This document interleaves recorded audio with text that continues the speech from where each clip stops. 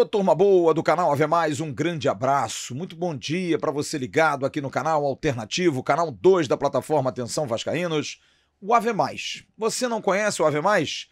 Se inscreva aqui embaixo, dê essa moral pra gente.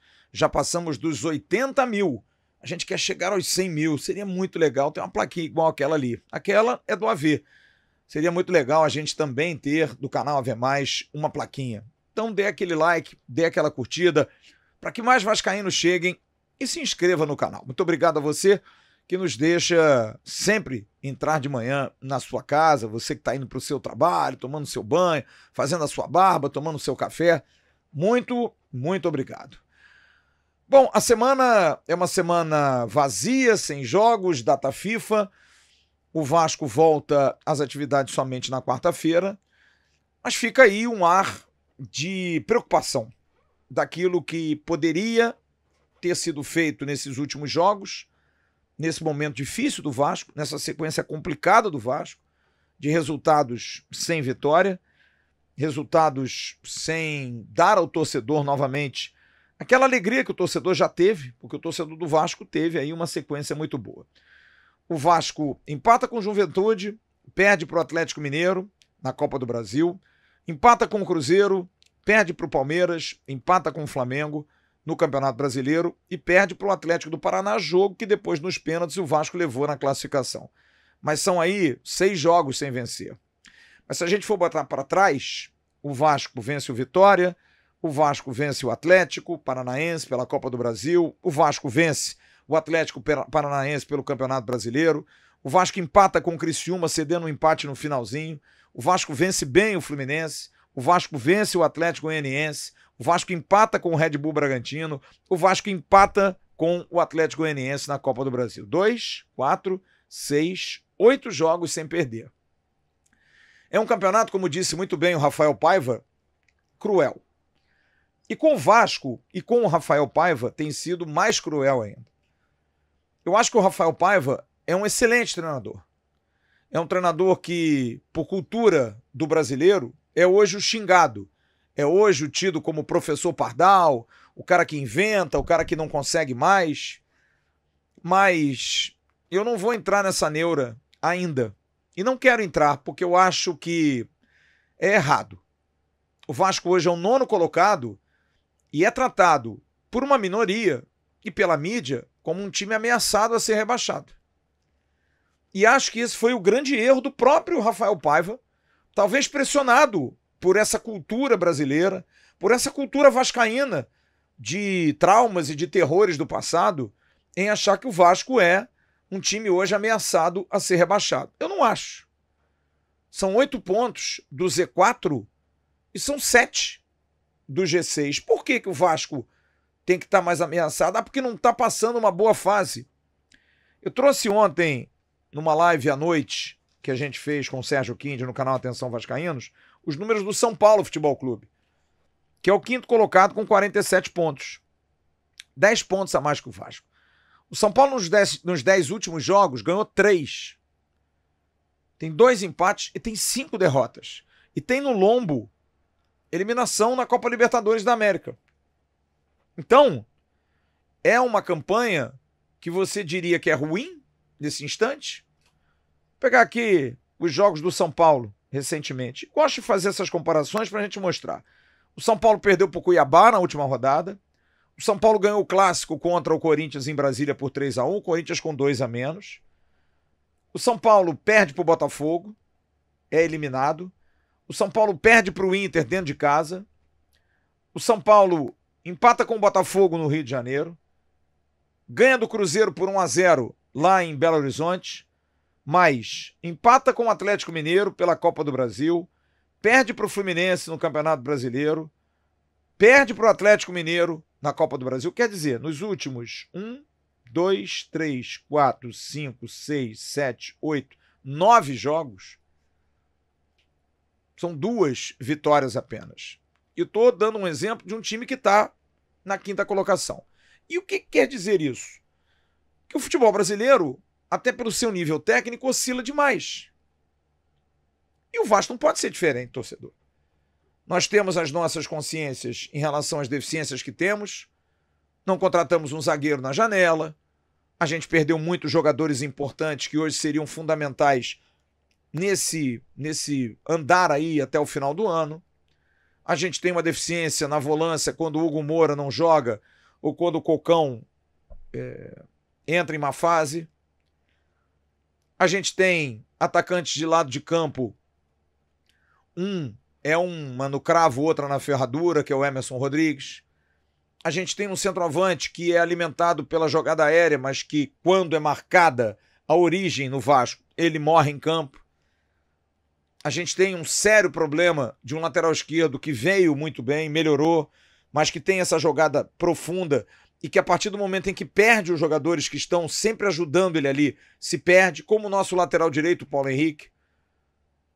A ausência do Adson e agora a ausência do David, a falta de movimentação com esses jogadores atrapalha. O Vasco tem tido dificuldades de saída de bola.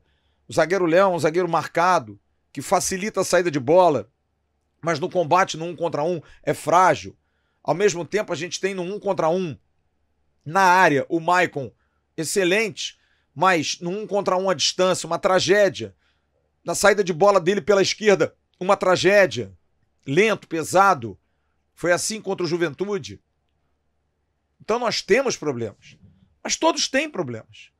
Como é que você justifica o São Paulo quinto colocado perder para o Cuiabá penúltimo? Né? Então, todos temos problemas. Todos que estão aí. E o Vasco tem os seus.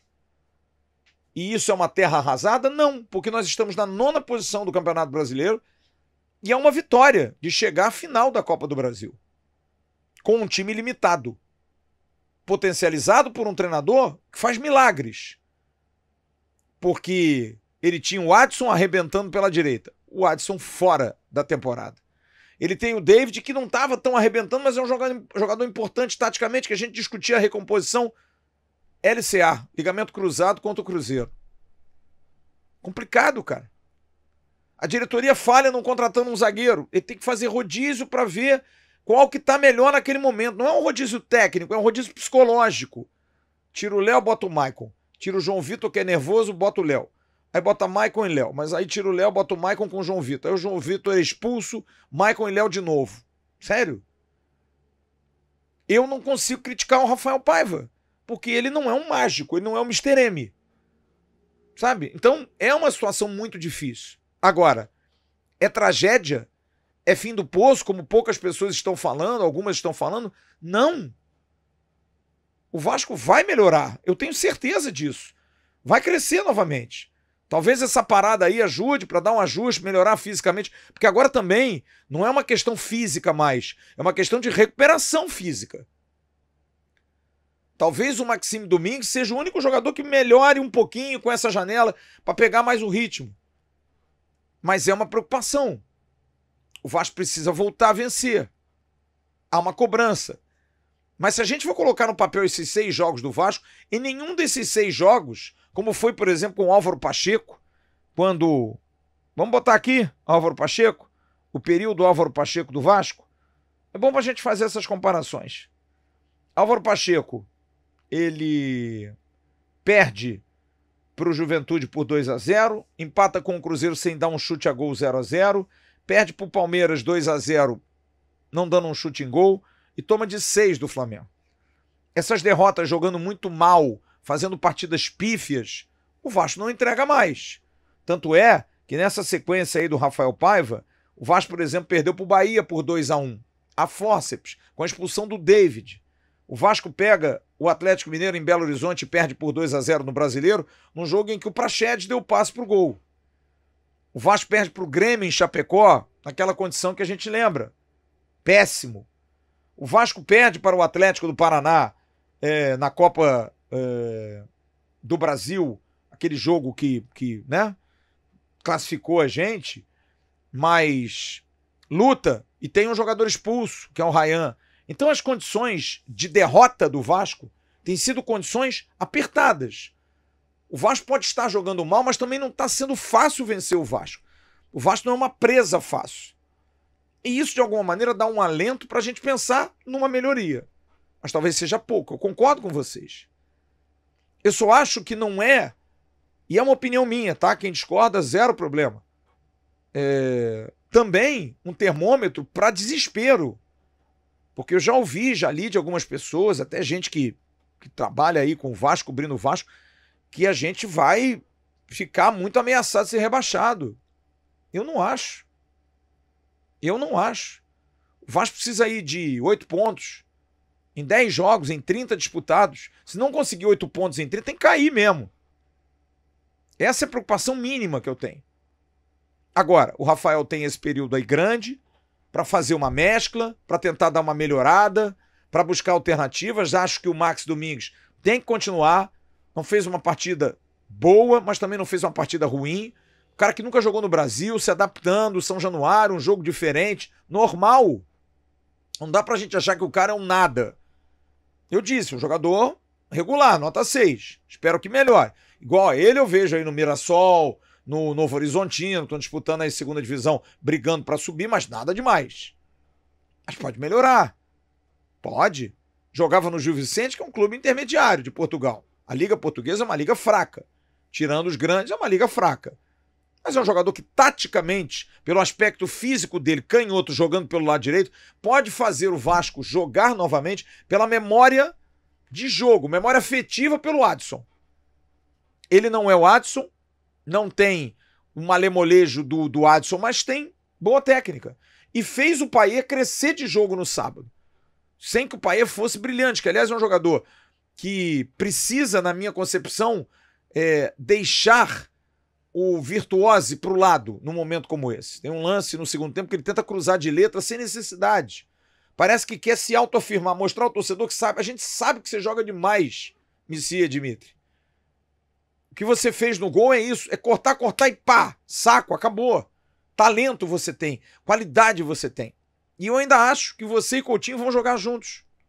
Em algum instante, em algum momento. E o Vasco vai ter que se moldar. De repente fixar uma linha de 4 atrás, para ter Coutinho e Payet. O problema é que ter Coutinho e Payet, você precisa ter velocidade na frente. E você só tem o Emerson.